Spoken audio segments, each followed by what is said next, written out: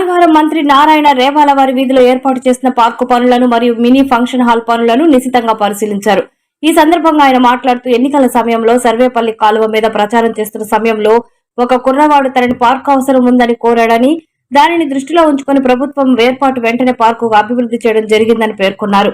ఇందులో mini function hall తో పాటు మగవారికి ఆడవారికి వేరువేరుగా జిమ్ములను ఏర్పాటు చేయడం జరిగిందన్నారు.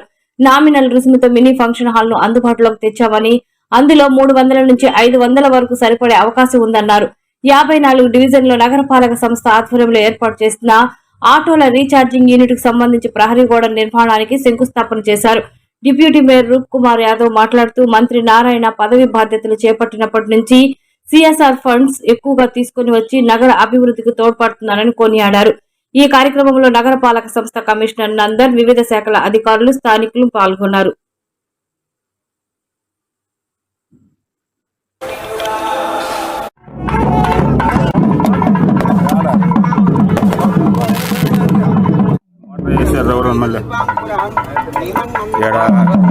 నారాయణ ఫోటోగ్రాఫర్ ఉన్నాడే కానీ ఏం ఫోటో చెప్పాలి కూడా అర్థం కాదు.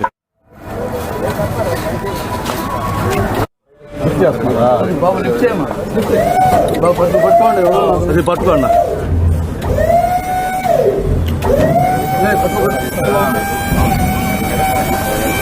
తగలదు సార్.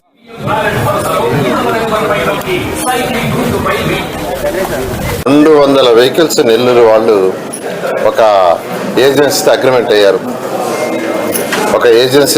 అయ్యారు. లయన్స్ గ్రూప్తో నెలకి వాళ్ళు 67,000 పే చేస్తారు. వాళ్ళే వెహికల్ కొనుక్కున్నారు. వాళ్ళే 1000 ఇళ్ల నుంచి ఒక 1000 ఇళ్ల నుంచి కలెక్ట్ చేసేది మన వాళ్ళు, మన ఎంప్లాయీస్, మన శానిటేషన్ వాళ్ళు. దాంట్లో వేస్తే దాన్ని తీసుకుపోయి వాళ్ళు యాక్చువల్గా ఏంటంటే ఎక్కడైతే కాంట్రాక్టర్లు ఉంటాయో ఆ కాంట్రాక్టర్ దగ్గర ట్రాన్సిట్ ప్లేస్లో అలా 200 ఎలక్ట్రికల్ వెహికల్స్, డీజిల్ కాదు, దాన్ని యాక్చువల్గా అగ్రిమెంట్ రాష్ట్రంలో 123 మున్సిపాలిటీ అగ్రిమెంట్ అయ్యాము. నెల్లూరుకి యాక్చువల్గా వెహికల్స్ వచ్చేసినాయి, ఇవాళ చూసాం. వాటిని కూడా ఈ నెలాఖరులో స్టార్ట్ చేస్తాం. అయితే దానికి అది ఎలక్ట్రికల్ వెహికల్స్, పవర్ స్టేషన్స్ కావాలి. ఆ పవర్ స్టేషన్స్ చేసుకుంటున్నారు. ఆ పవర్ స్టేషన్స్ అయిపోగానే వాటిని కూడా ఆ విధంగా చేయటం వల్ల సాలిడ్ వేస్ట్, రోజు వచ్చే చెత్త కూడా ఏ రోజుకి ఆ రోజు నీట్గా క్లీన్ అయ్యే విధంగా జరుగుతుంది. 123 మున్సిపాలిటీస్ జరుగుతుంది. తర్వాత నేను మన యొక్క డంప్ యార్డ్ దొంతాలు విజిట్ చేశాను. ఆల్మోస్ట్ అయిపోయింది. దాదాపు 5 లక్షల చిల్లర చెత్త ఉంటే గత 30 ఏళ్ల నుంచి పేరు పెట్టిందంతా క్లీన్ చేశారు. ఇంకంతా కేవలం 65,000 టన్ను ఉందన్నారు. అది కూడా ఈ నెలాఖరికి పూర్తి చేస్తా ఉన్నారు. ఇక్కడ ప్రాసెసింగ్ ప్లాంట్ పెడుతున్నారు 2 సంవత్సరాలు. ఆ తర్వాత వేస్ట్ ఎనర్జీ ప్లాంట్ కూడా స్టార్ట్ చేశారు. అది కూడా స్టార్ట్ అయింది. అది 2 సంవత్సరాలు పడుతుంది. అయితే సాలిడ్ వేస్ట్ ప్రతి ఇంటి నుంచి వచ్చే చెత్త అంతా అక్కడికి వెళ్ళిపోతుంది. దాంట్లో వేస్తారు, దాంట్లో బర్న్ అయిపోద్ది, ఎలక్ట్రిసిటీ ప్రొడ్యూసర్. ఇలా ఈ రేపాల నేను వాడుతున్నా రేపు ప్లేస్ లేదు కదరా, నువ్వు ప్లేస్ ఎక్కడ అంటే చెప్పు, ప్రభుత్వం రాగానే నేను ఫస్ట్ శాంక్షన్ చేస్తాను అన్న. వెహికల్స్ వచ్చేసినాయి, దాంట్లో వేస్తారు, దాంట్లో బర్న్.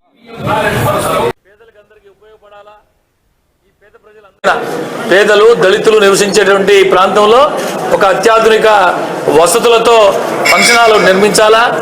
దాంతో పాటు చుట్టుపక్కల పార్కు, అదేవిధంగా జిమ్, పురుషులకు సపరేట్గా ఒక జిమ్ము, మహిళలకు సపరేట్గా ఒక జిమ్ము.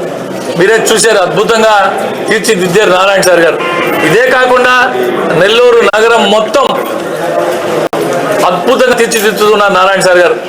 అటు ప్రభుత్వం వైపు నుంచి వచ్చే అభివృద్ధి సంక్షేమంతో పాటు నారాయణ సార్ గారి కుటుంబం, నారాయణ సార్ గారి స్నేహితులు, సన్నిహితుల ద్వారా అనేక మార్గాల్లో సిఎస్ఆర్ ఫండ్స్ తీసుకొస్తూ విద్య, వైద్యం, ప్రజలకు కావాల్సినటువంటి మౌలిక సదుపాయాల కల్పన, వీటి మీద ప్రత్యేక దృష్టి సారించి అన్ని రకాల ప్రజలకి అత్యధిక మెజారిటీతో తనని గతంలో ఎప్పుడూ లేని విధంగా నగర నియోజకవర్గం నుంచి 74,000 ఓట్ల పైచిలకు మెజారిటీతో గెలిపించిన ప్రజలకి తన వంతుగా, తన కుటుంబం వంతుగా రుణం తీర్చుకోవాలనే ఆలోచనతో బ్రహ్మాండంగా చేస్తున్నాడు నారాయణ సార్ గారు.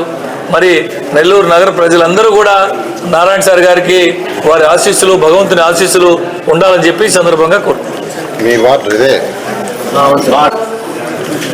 ఈరోజు 8వ డివిజన్లోని రేపాలవారి పార్కుని నారాయణ గారు ప్రారంభించడం జరిగింది.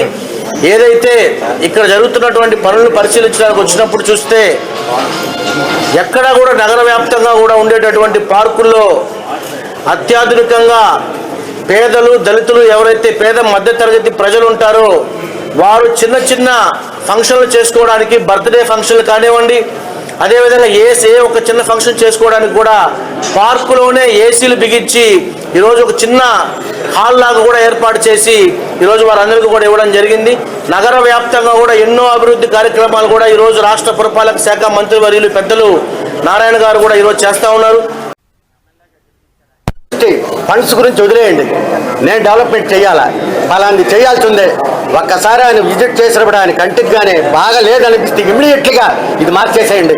ఆ యొక్క పవరు పని చేయించకపోతే ఎవరో చెప్పినట్టు గట్టిగా చెప్పి చేయించుకునే లీడరు అవతల వాళ్ళు ఏమనుకుంటారా, నాయకులు ఏమనుకుంటారా, నాకు పనిచేస్తాం అది మళ్ళీ ఆయనకి వర్క్ ఎవరు చేస్తున్నారు, ఆ చేసే శుద్ధంగా ఎవరు మెయింటెన్స్ చేస్తున్నారు, ఇవన్నీ నేను గమనిస్తున్నాను. ఆయన్ని 45 సంవత్సరాల రాజకీయ చరిత్ర ఉంది నాకు.